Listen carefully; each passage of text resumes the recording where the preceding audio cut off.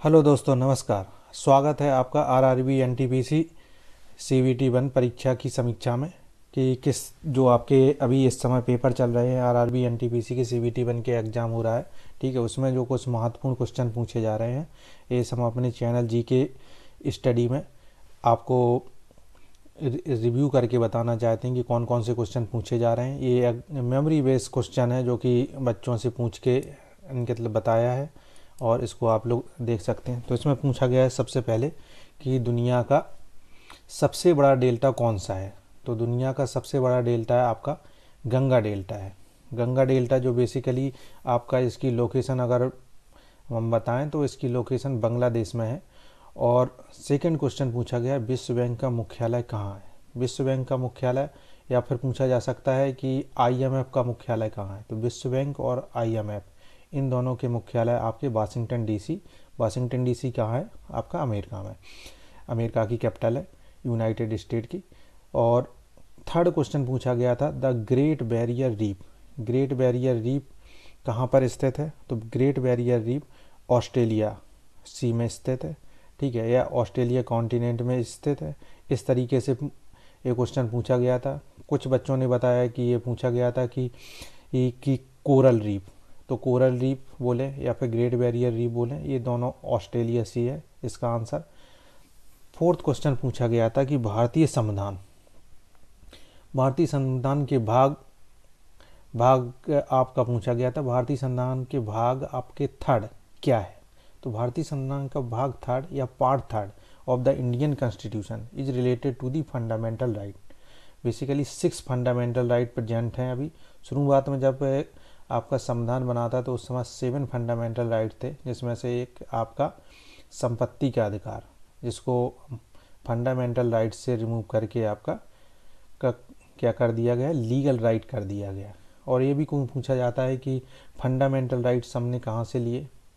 तो fundamental rights हमने United state USA से इनके लिए है, उनके कॉन्स्टिट्यूशन से। नेक्स्ट है आपका किलिमंजारो पर्वत कहाँ है। तो किलिमंजारो पर्वत कहाँ है, तो ये बेसिकली आपसे पूछा जाए कि किलिमंजारो पर्वत आपका कहाँ है। तो ये किलिमंजारो के बारे में है कि ये आपका अफ्रीका में है। तो यहाँ पे आपका जो दक्षिण अफ्रीका लगा है, तो आंसर वो आपका होगा तंजानिया। ये दक्षिण साउथ अफ्रीका नहीं होगा, ये अफ्रीका। अगर आपको कॉन्टिनेंट पूछा जाए तो कहाँ पे है, अफ्रीका में।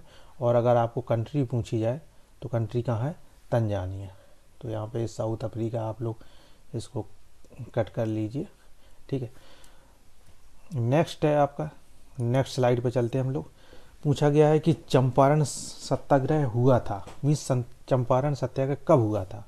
तो 19 अप्रैल 1917। तो चंपारण कहाँ पे, चंपारण है आपका बिहार में। चंपारण सत्याग्रह में किसने भाग लिया था। चंपारण सत्याग्रह गांधी जी से रिलेटेड है।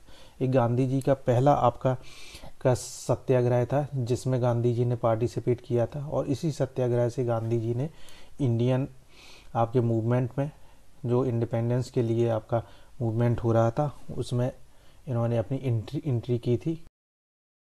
नेक्स्ट पूछा गया रणजी ट्रॉफी किस खेल से संबंधित है। रणजी ट्रॉफी किस खेल से संबंधित है।